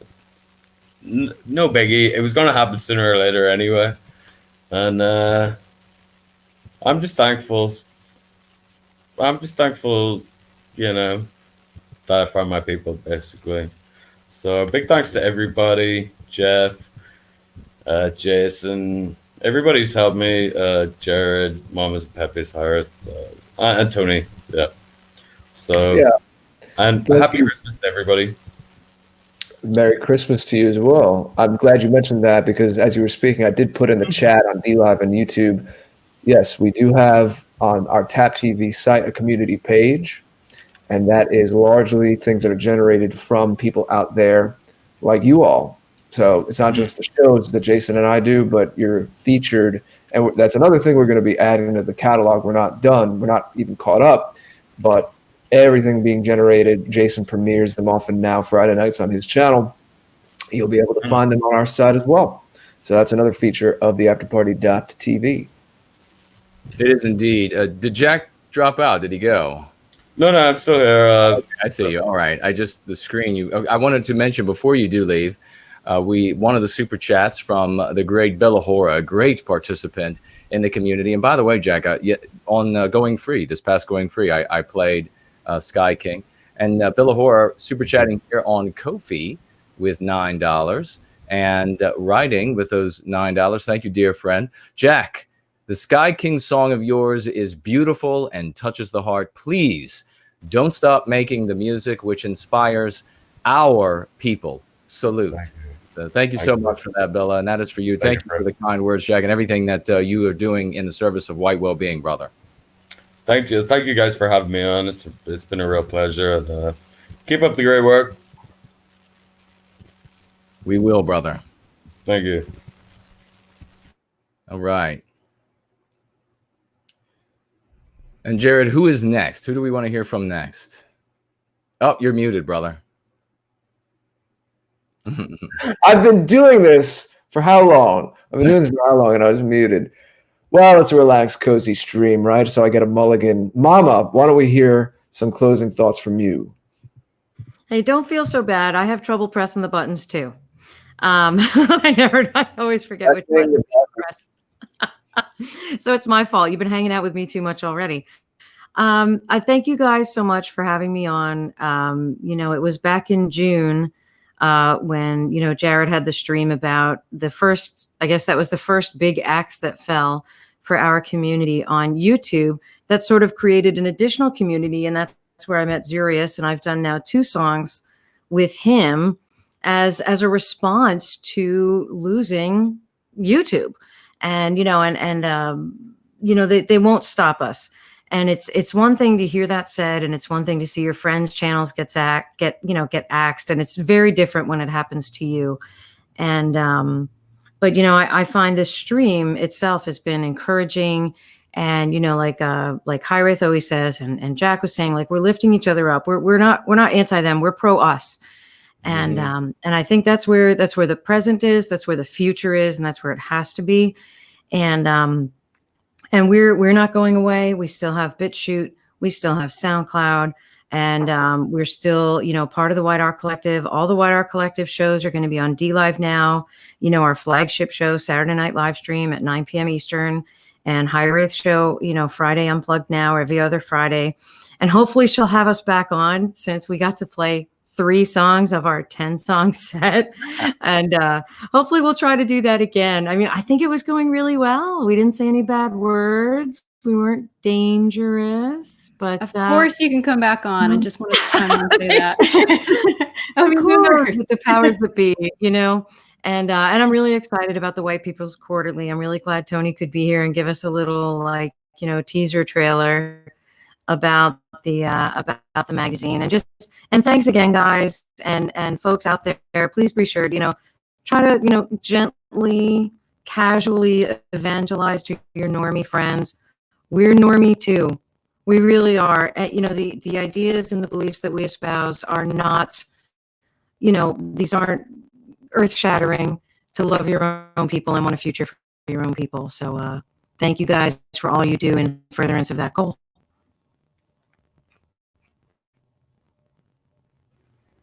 That's all I say. Well, welcome. Thank you so much for those kind words, Jared. I was getting messaged that Entropy wasn't working on the site, but it looks on my end like it's okay on the Watch Live Now page, where, of course, Entropy is embedded right there in a box in a window on the afterparty.tv. And we do encourage you to watch it there. Sign in via Entropy. Increasingly, of course, with everything going on, and perfect with tonight's conversation, we will be directing you all to the afterparty.tv. I know most of you are still in the habit of going to YouTube, checking it out there. That's understandable, but you're going to have to break that habit a little bit and think of the afterparty.tv. That should be the first thing you're thinking of, not YouTube, the afterparty.tv, because Entropy is going to be working with different platforms. So we hopefully will be able to use DLive soon with Entropy, and the DLive stream will be what you can watch right on our site and participate that way. Chat, super chat, get your questions asked, all that good stuff. But Hyrith, why don't you tell us some of your final thoughts, where people can find you, and anything else you'd like to say?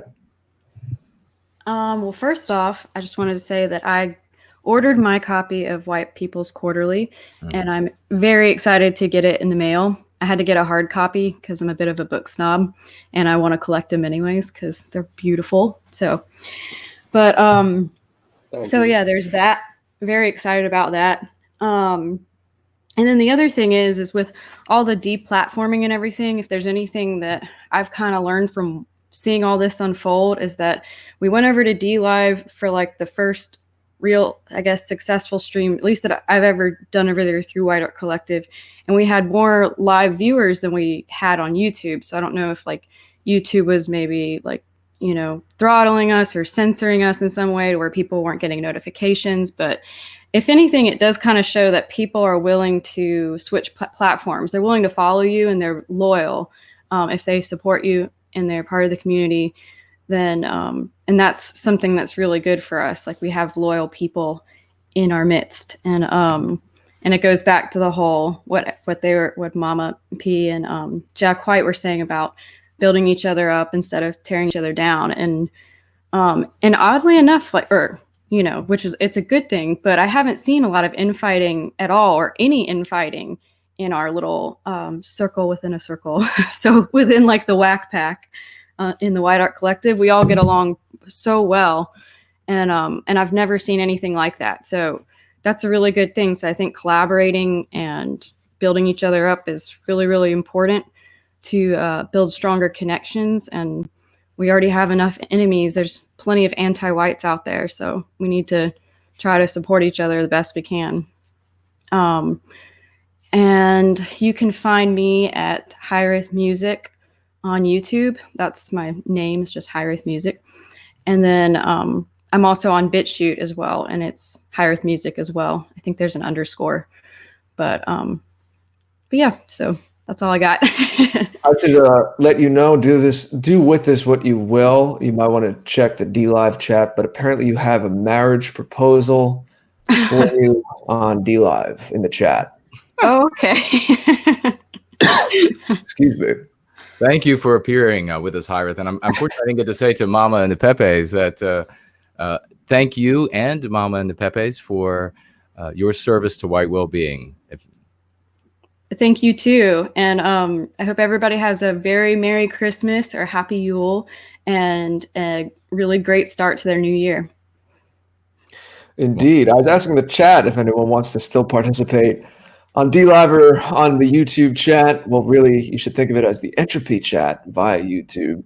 What everyone's having for Christmas dinner, we usually do the Christmas ham. So doing another Christmas ham this year, but anyone feel free to share what main course you're going to be having. Saw some interesting entries there. Why don't we hear from Tony? And then Jeff, you can end it for us since you were so gracious enough to bow out for a little while to make room for Tony. So Tony, why don't you just tell us quickly again about the magazine and anything you'd like people to know? And you may be looking for the mute button like I was a few minutes ago. It happens to the best of us, Tony. Don't feel bad. I got it now, I think. Yeah. Our website is whitepeoplepress.com. You're always good at enunciating or not enunciating the S in that, just whitepeoplepress.com. We have the physical copies available through a third-party printer. You can find the links on our website. We also have, we've put up the digital copies of the first issue and the second issue on our website as well. You'll see links to those, which is $2.99 for the first issue, $3.99 for the second issue. I think we're also going to reduce the price by 50% for Christmas, so you can just get those cheap. It's very easy. You really don't have to put any information in with Stripe. I think it's just very quick and, nothing turned over in that regard. But yeah, we are putting up a a very wonderful Christmas poem tomorrow on the website, so look out for that. We published an article uh, yesterday called "Coming Out White," which is a very touching story. But I think that's it. Yeah. And oh, I did want to ask, Jason mentioned, and I watched Jason's Going Free stream yesterday, and he mentioned issues with purchasing the the physical copy. Uh, I was interested in hearing maybe a quick more information on that. Well, I got it to work today, brother. So it's splendid. Yes, it worked beautifully today. It was probably my fault yesterday. I think Final Blossom, the wonderful Final Blossom, where somebody came through and said that it worked for them. So yeah, I tried it again today and it worked just fine. It probably was on my end. But folks, if you haven't purchased it, please head on over. You have that address now and purchase that lovely magazine. You'll be able to share that with all of your friends, family, and strangers. It's the kind of thing, as I said during the Going Free, you'll be able to put out on your coffee table. Let your family see this. If they're coming over to your house, or buy some copies to give to family members, let them see this. It's a beautiful work of art. It is, as was said, I think by Mama, that normie friendly. We are the real Western kind. We have the same sensibilities as all of our brothers and sisters out there.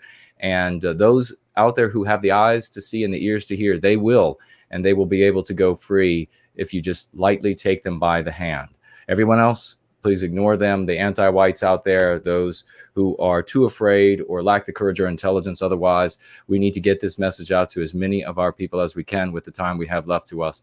Big thank you to Tony for your service to White Wellbeing, everything you're doing. This magazine is a tremendous piece of our community, and your contribution does not go unnoticed. So thank you, my friend.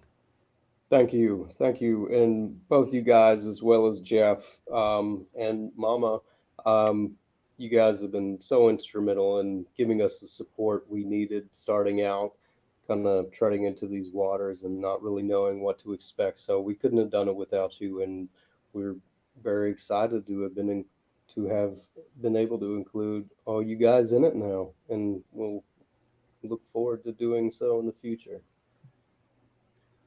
Pleasure is ours. Indeed. Jeff, you have the final word, my friend. Yes. 2 hours soliloquy on art. Go. Well, guys, I just wanted to thank you for having us on here, having all of our artists on here. Thanks. We've got a lot of support from people after the difficult week we've had with the censorship. So it's good to see the community rallying. I also want to thank, like Mama, Hyrith, Jack, and Tony for just persevering through all this. It's difficult because the White People's Quarterly also, like, when they got a lot of pushback on that first issue and had to block a lot of people, and it was just kind of a crazy thing. It was much worse as far as how many people were coming at them than what we experienced this week. But yeah, so I just want to thank everybody and wish everybody a Merry Christmas and a Happy New Year. Thank you, brother. And as with the rest, I thank you deeply for your service to White Wellbeing. And please don't get thrown out of wherever you are. I'll try not to. And thank you guys. I don't know if I said specifically, you guys have been so instrumental and paramount. And you've had us on here, and we wouldn't have reached the level of ruffling feathers the way we have if you guys hadn't been so supportive. So thank you guys very much. We help people ruffle feathers. That's what we do, indeed. And we ruffle a few of our own, Jason. Isn't that right? That's right.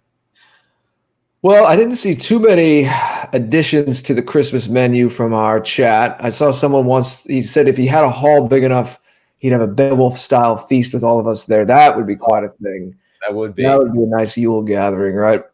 Indeed. But yeah, my family usually does the Christmas ham. What about yours? Is there a certain tradition? Yes, well, it's pretty much the same as the Thanksgiving is brought out all again. It's like round 2 of everything at Thanksgiving, with maybe a couple different things here and there, but certainly there's a ham. The ham is available, which is so it's like Thanksgiving, but you just replace the ham with the turkey with a ham. Yes. Yes. Oh, okay. We don't do the stuffing at Christmas. I do love stuffing though. Oh, it's but only with. I know how you feel about this. I have my mom on the all organic. The little bit that I eat grains, you got to watch now, especially in the United States. Unfortunately, the way they do the denatured soil and GMO and the wheat, that's why people have problems. They think it's the gluten molecule. We talked about this on our health stream back in May, is 4 times larger than it should be in its natural state if it's not organic and it has all the GMOs and other stuff going on. So the wheat, your regular run-of-the-mill wheat in the United States is not what it used to be. It's terrible. Avoid it. So the little grain that I eat, it would be that kind of organic, good stuff, good stuffing. But that's still, it's still kind of weird. Exactly. Well, let's read some of these super chats before we get out of here. I distributed all of those points, those Leno points over on DLive, so everybody should be delighted over there. We had a good crowd over there, too. Oh, are we going to get to add another Ninja Guinea to our growing garage? I don't know. I don't know how many were donated to us, but I know I had some to give out at the end of the stream here. So I hope everyone is happy over at the DLive for the points that they received. We do have a super chat here from Try to Improve Your Life, super chatting $10 and writing, I wish our artists the best. Thank you very much for the super chat and that blessing on all of our artists, all the hard work that they do. And let's jump on over to this screen. We had Jules, and let me get what Jules wanted to say. Jules super chatted $2. Thank you very much for that. But there was a bit of a glitch and wasn't able to write what he wanted to write. So here it says, keep up the good fight. Never apologize. NWG. Support white well-being. Moving forward and beyond. So thank you very much for the super chat and the good words. We also have Gandalf here twice on YouTube. The second time was $2. Thank you very much. And writing Merry Christmas and Happy Yuletide to you and yours. Well, same back to you. Thank you very much, Gandalf. And back again, $5 on YouTube. Writing this time, thanks for your wonderful show. Love the passion, pathos, honesty, care, and compassion. Pray for our Hierophant Caesar. No White Guilt, and Jared George. Well, thank you so much for that. And we have JT Smith at £7, saying all that needs to be said. The great JT Smith here as a great participant in the community for white well-being, super chatting £7. Thank you very much for that. And I think let's check on entropy. Entropy is clean. And let's see, according to the feed we have over here on DLive, it says that we did receive a Ninja Guinea and some 2 Ninja Diamonds. So a big thank you to everybody who contributed Leno points of various sums. 3 looks like diamonds and some ice cream cones and all of these sorts of things. So thank you very much to all of you for that. I think that's all of, yes, that is all of the super chats that I see. If I missed anything, please jump out before we wrap up here. If there's any final questions or statements, make sure you tag Jared or I really quick, and we're going to be wrapping up the show. But this was a great show. It was great to have these magnificent people on. This truly is the community coming together.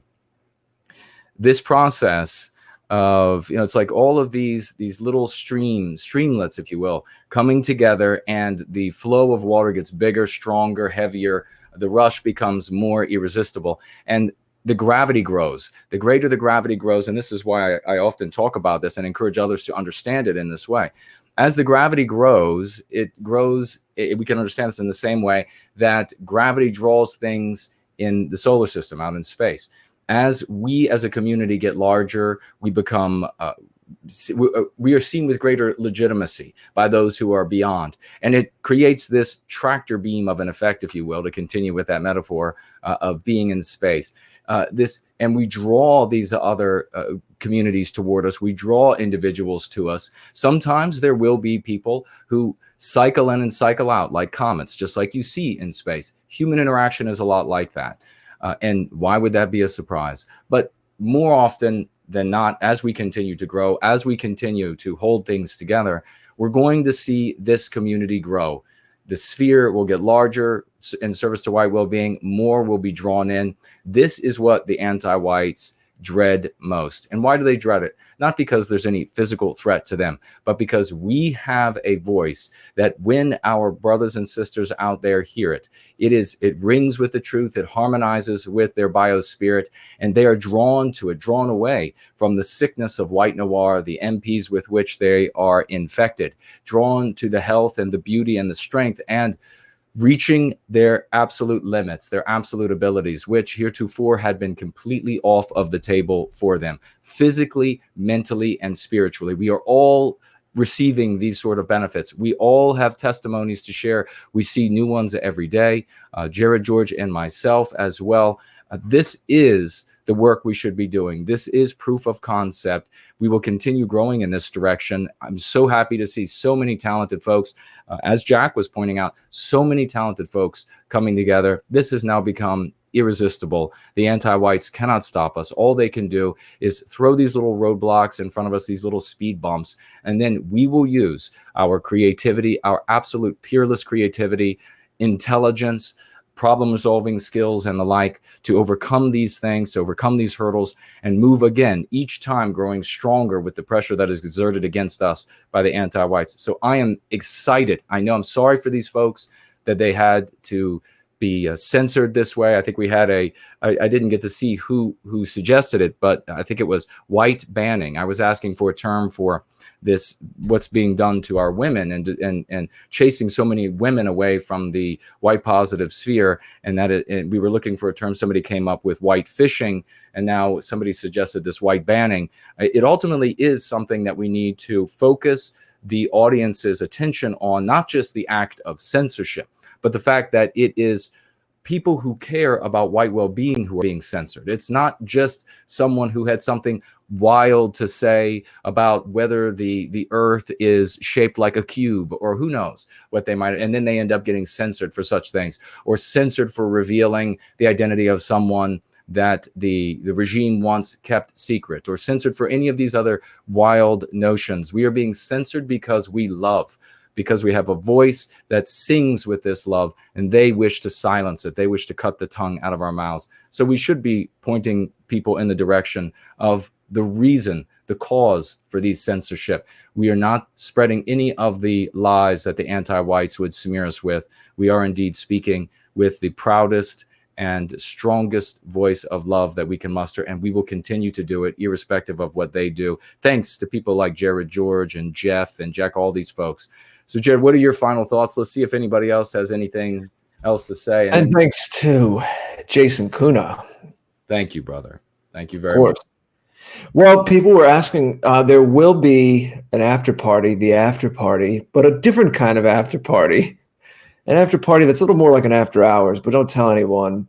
The lines between the shows, sometimes they're a little blurry. But that'll be on Friday night. We'll be doing a holiday special with some different panelists on Friday night, probably starting at around 9 Eastern to give Woes time to wrap up Millennial. And then speaking of Millennial, the two guys you see on the screen right here, Jason and I representing TAP. The Millennial preview just said TAP. Mm-hmm. We're known enough now so that people know what that means, apparently. I feel like that's a milestone. Yeah. Well, we are going to have our Millennial episode. We'll have the pleasure of talking to Mr. Woes on Saturday night, the 28th. So that should be a nice, comfy time for everybody. It's early enough where it's before some of the other streams go on Saturday night, but most people will be around. It's a weekend. It's the weekend after Christmas. So hopefully people are in holiday mode, enjoying some downtime. And we're going to be on 7 o'clock Eastern time in the United States. And that'll be, if you're in the UK, just as the clock strikes midnight, and it's becoming the 28th. That's when we'll be going on, because, of course, for most of the year, the UK is 5 hours ahead of the Eastern United States. But mark your calendars. That is Millennial, 7 Eastern on Saturday the 28th. The night before that, Friday the 27th at around 9.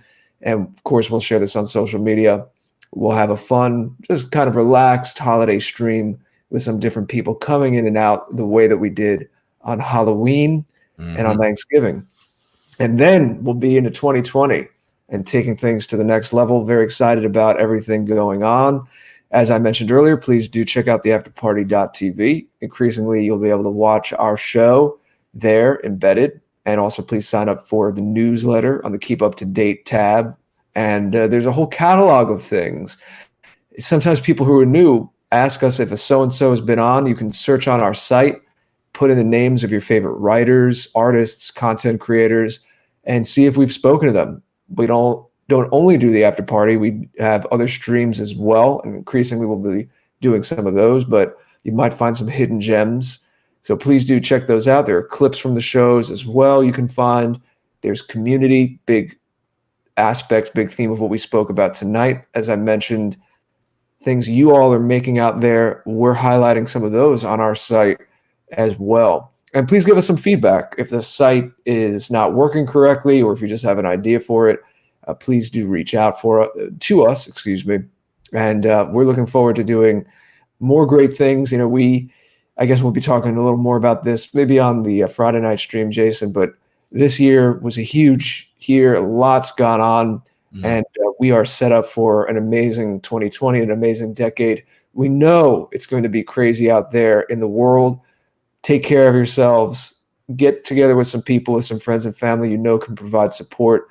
Turn off the news if you have to sometimes. It's a long haul, and you can't inundate yourself and take in negative, scary stuff all the time. You have to be realistic about it, but you have to pace yourself as well. Take care of yourself, because we're getting better here in this community, but when you look to the outside world, we know it's going to be a crazy year. No one knows exactly what's going to happen, but we know there's going to be some crazy things going on in 2020 in the outside world. So take care of yourselves. That's why we have this kind of community here. It's great to hear from everyone tonight. My hat's off to everyone who's on this panel and who are doing work, who are being creative, and whose hearts and minds are in the right places. So it's an honor and a pleasure to speak to everyone. And check out our sites as well, whiteguilt.org, thegreatorder.com. Our individual sites are also an archive of what we do. But I think that's probably enough for tonight. I think I left the audience with enough to go check out. Merry Christmas and good Yule. Enjoy it with your loved ones. We're thinking of you, and we look forward to speaking with all of you soon. Jason. Thank you, good brother. Yes, Merry Christmas, good Yule, Happy New Year. And I did see that Hansa was the one who recommended the white banding. Thank you very much for that. And we had another super chat come in from the great Pamela, $9.99. Thank you, my dear lady. Been here all night over on the gardening channel, all 10 of us. Thanks so much. Let me just say too, because people tell me maybe I don't promote myself enough. You don't want to, pat yourself on the back too much, but you all should know, in case you don't, I'll drop a link in the chat. So my Red Ice video about the season for this time of year for December is up. So very happy about that. A new Red Ice episode is out. So I'll drop that in the chat. Uh-oh. All right, brother. That sounds good. I thought I lost you there for a second, but you're still with us. Thank you. I hit the mute button. Okay. Thank you, everybody. The great Roy, Danton, Elaine, Heidi, Ray, Miss Horace, Marsha, all of you. A big Eminent Rain is here. Everybody who is such a great member, and big welcome to everybody who is brand new and who has never spoken in the live chat or on any of the threads. We are happy to have you here. You are more than welcome. Watch the introductory video on my No White Guilt channel. If you have any concern about whether or not you can participate in service to white well-being, we love you all. If you want to work toward what is good and noble and just in the service of Western kind, the recapture of our destiny. And we just, I guess, last thing to say to everyone here, if we don't get an opportunity to see you again, but we will be back on Friday with TAP. It's going to be a wonderful time. Don't miss it if you don't have to. But if otherwise we don't get to talk again, I will just say again, Merry Christmas, a good Yule, and Happy New Year to every single one of you. And this 2020, I can promise you, is going to be an amazing year. We'll see you all real soon.